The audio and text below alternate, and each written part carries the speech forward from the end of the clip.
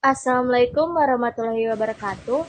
Nama saya A. Amalia Nurabadia Bukret dengan NIM 070151269. Dosen pengampu Dr. Maslihati Nur Hidayati SHMH.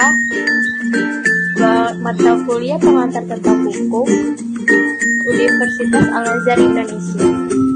Kali ini kita akan membahas peranan perbankan syariah di Indonesia. Sebelum kita membahas peranan bank syariah di Indonesia, kita akan membahas bank syariah. Apa sih bank syariah itu? Menurut Siamat Dahlan, yakni bank yang menjalankan usaha perbankan dengan berdasarkan ataupun memperhatikan prinsip-prinsip syariah yang tertuang di dalam Al-Quran dan hadis. Dalam Undang-Undang Nomor 21 Tahun 2008, yaitu segala sesuatu yang berkaitan dengan syariah dan unit usaha syariah yang mencakup kelembagaan kegiatan usaha hingga proses pelaksanaan kegiatan usahanya.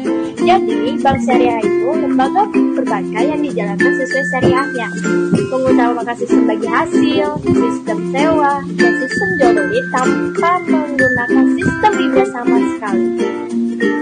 Selanjutnya, di dalam produk perbankan syariah terdapat produk jasa yang disediakan.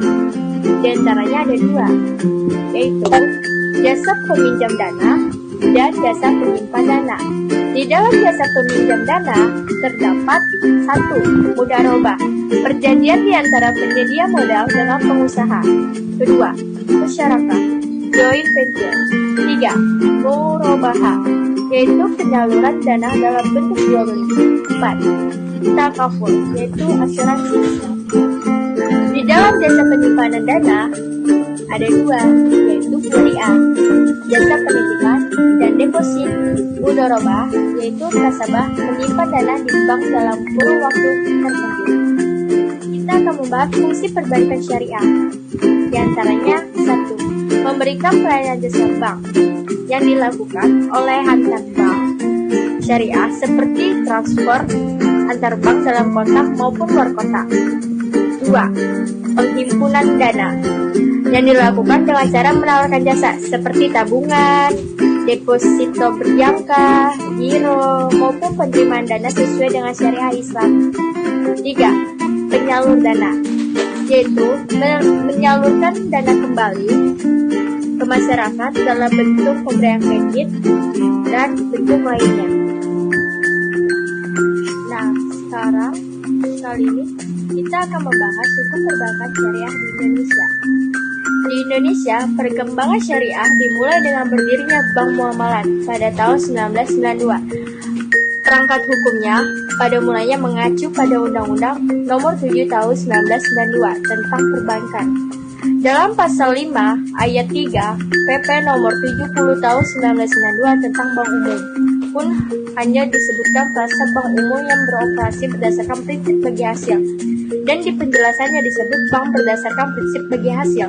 Jadi istilah bagi bank Islam atau bank syariah baru dapat ditarik dari penjelasan pasal 1 ayat 1 PP nomor 72 tahun 1992 tentang bank berdasarkan prinsip bagi hasil. Lalu diubah dengan Undang-Undang Nomor 10 tahun 1998 tentang perubahan atas Undang-Undang Nomor 7 tahun 1992 dan ditetapkan Undang-Undang Nomor 21 tahun 2008 tentang perbankan syariah. Sekarang kita akan membahas sengketa perbankan syariah di Indonesia. Dalam pasal 49 Undang-Undang Nomor 3 tahun 2006 adanya pertentangan tentang peradilan agama dalam bidang ekonomi syariah. Dalam sengketa perbankan syariah menjadi kompetensi absolut peradilan agama. Nah, dalam prinsip syariah, penyelesaian sengketa dilakukan dengan cara litigasi atau bagian peradilan agama dan non-litigasi melalui lembaga oleh Badan Syariah Nasional. Namun, dalam penjelasan UU Nomor 21 Tahun 2008, sementara itu penyelesaian sengketa yang mungkin timbul pada perbankan syariah akan dilakukan kemungkinan penyelesaian sengketa di peradilan agama. Pasal 55 ayat 2 yang dimaksud dengan penyelesaian sengketa dilakukan secara dengan isi akad. Dengan penjelasan isi tersebut menunjukkan adanya reduksi kompetensi absolut peradilan agama di bidang perbankan syariah. Nah, Selain itu, menunjukkan ada reduksi juga mengarah pada dualisme kompetensi mengadili oleh dua lembaga litigasi. Sekalipun kompetensi yang diberikan kepada peradilan umum adalah terkait isi suatu akad yang dijelaskan pasal 55 ayat 2 tadi. Khususnya mengenai choice of forum atau choice of jurisdiction.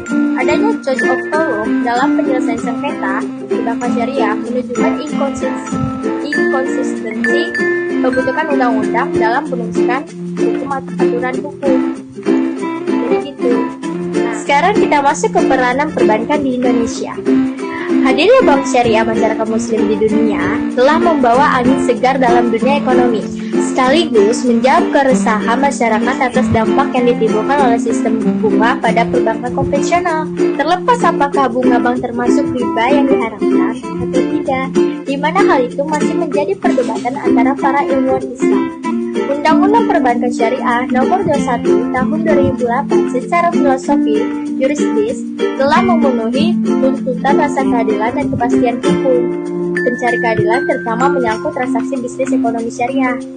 Siogianya kedepannya harus dibuat UU yang murni syariah, mengingat UU Perbankan Syariah di dalam menjamin penyelesaian sengketa murni secara syariah.